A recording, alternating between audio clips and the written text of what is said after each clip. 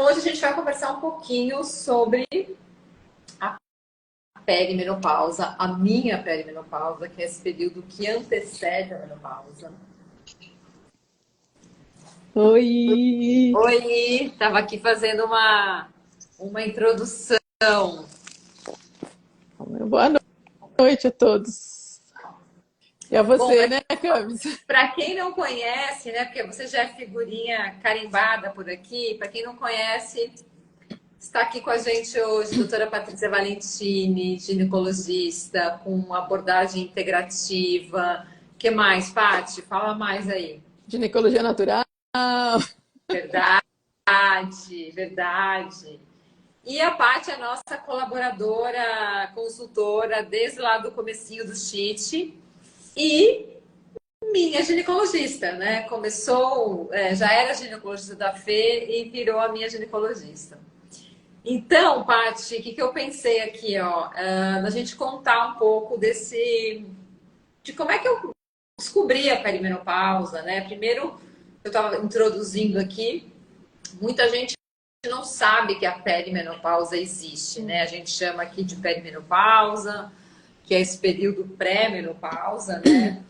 E que faz parte do climatério, né? Então muitas pessoas falam climatério, tá certo, mas o climatério ele compreende Muito essas três mais. fases, vamos dizer assim, né? O pré, a peri, a menô em si, que são esses 12 meses consecutivos sem menstruar, e a pós-menopausa.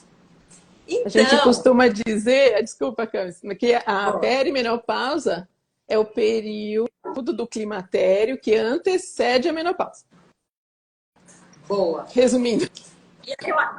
E aí, eu acho que o mais legal que eu quis trazer hoje para a live é que assim, eu já falo sobre a minha experiência com esse assunto há 4 anos, porque faz 4 anos que eu descobri, 4 anos e pouquinho, né?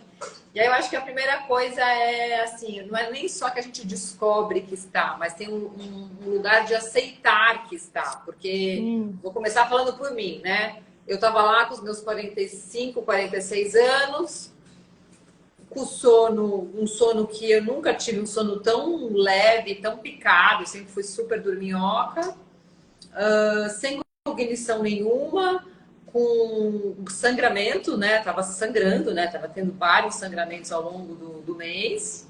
E o ápice foi acordar toda noite com crise de pânico. E foi assim que eu cheguei em você, né? Até Já, aqui. já sabendo, já trabalhando com o sítio, mas assim, na minha cabeça, eu estava longe da menopausa. Por que eu ia parar para fazer isso, né? Na minha cabeça, me sequestraram. Tiraram a Camila daqui e onde é que a Camila foi parar? Baixou uma outra entidade aí que não é você, né? Que não é a gente. Exatamente, exatamente. Baixou o santo aqui e tomou conta do meu corpo. Então, eu queria que a gente dividisse um pouco lá atrás quais foram as estratégias, né? Então, eu lembro que eu estava com ferro muito baixo. Eu lembro que você foi a pessoa que me introduziu na suplementação. Eu tinha um preconceito muito grande com suplementação. Eu lembro que com você foi a minha primeira conversa mais séria sobre reposição hormonal. E eu tinha um preconceito e um medo muito grande. Não sei se você se lembra disso. Lembro bem. Você, Então, para mim, era uma natureba, que eu também sou, eu me identifico, mas muito do lado de lá do preconceito, né? Paty, conta um pouco, assim, do ponto de vista de médica mesmo, né? Como é que foi, assim, essa paciente que chegou ali de paraquedas, completamente abduzida, nutriente lá embaixo, ferro lá embaixo, e o medo dessa reposição, né? Como é que... Não vou falar nada, vai, porque você brilhou, então conta aí. Imagina, para mim foi uma honra e eu acho que é muito ilustrativo, Camis, porque você não estava pensando em nenhum momento que poderia acontecer tanta coisa e que isso já fazia parte até de um desequilíbrio hormonal. E eu vejo isso todos os dias. E muitas mulheres ficam tendo muitos sintomas que prejudicam muito a qualidade de vida, o bem-estar, e não associam com essa possibilidade. E continuam, vida que segue, e não vão buscar uma ajuda porque acham que é da idade. Eu mesma, né? Quarentei, então é isso que é fazer 40 anos, a gente fica cansada, tal e tal. No meu caso, eu já estava ali, né? Para entrar mesmo com 42, acabei entrando. Mas a maioria acaba entrando com 48, 50, 50 até 52, assim, numa média, e até lá não para pensar. Então, primeira coisa, eu acho que isso é muito importante da gente falar, né? Paty, só queria complementar uma coisa. Eu acho que, falando por mim, veio muito também um lugar de que, eu tô estressada, eu tô trabalhando muito, é assim mesmo. De não correlacionar Sim. mesmo os sintomas, aquilo que eu estava sentindo com essa fase da vida, porque, primeiro, eu só tinha 45 anos, né? E segundo, que a vida tá muito louca mesmo, então a gente normaliza aquilo, Porque hoje... aquilo que não é para ser normal, né? Exato, exato. Mas que hoje tudo isso acontece no auge, né? No nosso período mais ativo, no auge profissional, no auge como mulher. Então, realmente, a gente não correlaciona. E essa coisa de normalizar é muito complicado, né? É tudo normal, é assim mesmo. Aliás, nem é normal a gente passar dos limites em tudo, como a gente costuma fazer hoje em dia. Esse mundo moderno é muito maluco. Mas já que a gente está nele dentro do furacão, então tá, faz parte do furacão. E não é só isso, né? Isso, na verdade, se junta ao desequilíbrio hormonal da falência ovariana que está começando a acontecer, e aí piora tudo. A gente tem várias glândulas, na verdade, né? Aliás, a gente é um todo, por isso que eu gosto de ver o todo. Porque só o desequilíbrio de estrógeno e progesterona, que tem a ver com esse período, muitas vezes não explica todos os sintomas de muita gente, né? Mas quando a gente vai avaliar tireoide, adrenal, os outros hormônios produzidos pelas outras glândulas, muitas vezes a gente vê uma desregulação total. A pessoa já não dorme direito, não dormindo vai impactar em tudo isso, né? Estressada, muitas vezes não dá tempo de fazer nenhuma atividade física, de relaxar, aí come mal, tudo junto, vira um quadro maior, né? Mas, então, primeira coisa, olhar o todo, e até por isso que a gente descobriu, no seu caso, alterações, né, de não só hormonais, mas também de nutrientes, né? O seu ferro estava muito baixo, eu não me lembro exatamente dos outros, mas eu lembro que a gente detectou muitas alterações de vários nutrientes, até porque o próprio estresse causado pela deficiência e pela flutuação hormonal, que eu já vou explicar, isso gera um estresse, você já não estava dormindo direito, fora todo o trabalho, fora tudo que a gente já falou, isso consome muitos nutrientes também. E nem sempre a gente tem tempo ou condições de se alimentar direito para suprir tudo isso, e vai ficando um buraco, né? É uma deficiência. Um efeito dominó, né? Tipo, uma pecinha vai derrubando a outra. Exatamente.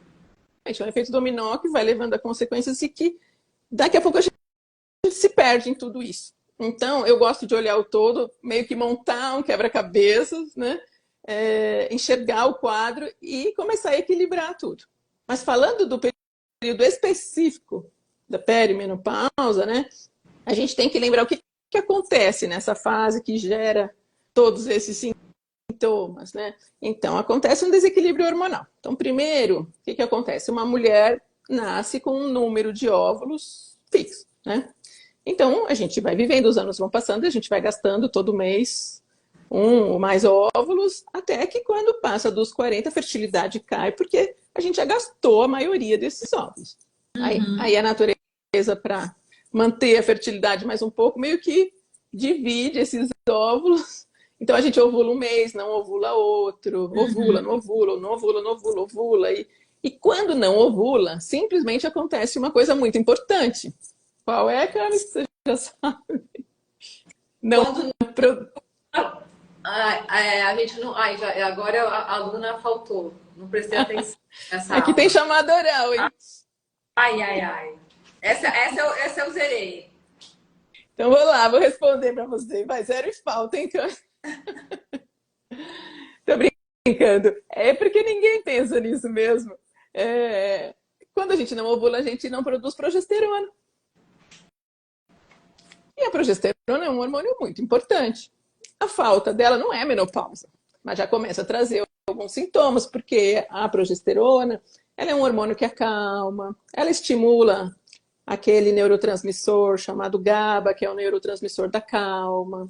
Ela é cofator de serotonina, que é outro neurotransmissor do bem-estar. Ela é um diurético leve, então ela desincha. Imagina a gente quando está sem a progesterona, quando não ovulou. A gente entra numa TPM, né? Uma TPM constante. Só fazendo um adendo, voltando para o meu, fazendo um comparativo com o meu caso, eu acho, e aí você me corrige, que eu estou tendo uma perimenopausa clássica, vamos dizer assim. Porque eu lembro bem que quando a gente fez os exames, a minha progesterona já estava muito baixa. Já tinha passado um pouco desse começo, eu acho, né? Então, assim, você lembrou da progesterona agora, eu estava nesse momento também dessa... né, quando a gente vai olhar lá o gráfico, até estava procurando se o meu estava aqui, depois eu vou pegar ele. Que a progesterona, ela acaba aí, ó, que ela acaba sendo o primeiro que cai mesmo, né? O primeiro hormônio entre o estrogênio e a progesterona, ela é a primeira. E eu tive isso bem clássico, né? Então, eu acho que quando eu falei lá das crises de pânico, do sono, já foi um resultado dessa queda da progesterona, né, Paty? Sim, possivelmente. E eu acho que você já tinha passado um pouco disso, porque quando ela começa a cair, a gente menstrua normalmente. Outro dia uma paciente falou para mim, isso é uma pegadinha, porque tudo acontece e a gente menstrua normal, então a gente não vai desconfiar nunca. Essa é a grande pegadinha. E é verdade, né? Então a menstruação está lá regulada, de repente o ciclo encurta um pouco. A gente menstrua mais vezes, uma TPM piora, então, o sono um pouquinho mais leve, às vezes a memória um pouquinho embaçada e tal. E tudo bem. O problema é que o tempo vai passando e o que acontece? A gente vai entrando na perimenopausa propriamente dita, que é quando existe a flutuação também do estrógeno. Acho que a gente pegou você aí. Sim. Porque o estrógeno, o problema é que o ovário, ele vai diminuindo a função, mas não é em linha reta, não é em queda livre.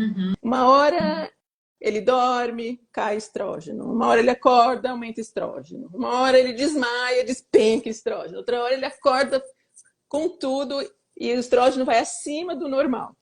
Então é uma montanha-russa tão grande, é por causa dessa flutuação que os sintomas se intensificam muito e que começam aqueles sintomas mais típicos. Então, quanto mais o tempo passa, mais isso acontece, mais os sintomas se intensificam. E o fogacho aparece, aquele sono que já estava mais leve, a gente começa a ter mais insônia, começa a picar mesmo, acordar às 3 da manhã, o que mais?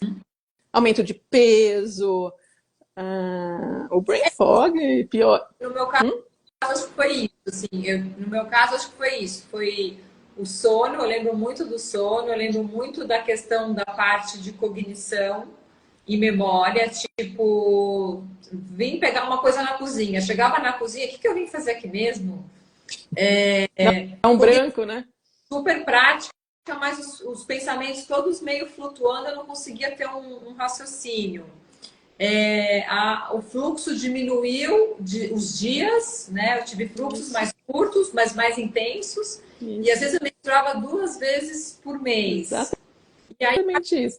E mesmo depois de tudo isso, acho que o que fez eu tomar uma atitude foi acordar tendo crise de pânico. Talvez se eu não tivesse tido as crises de pânico, eu teria empurrado um pouco mais com a barriga, achando que eu estava estressada, que a vida é muito louca mesmo e que faz parte, né?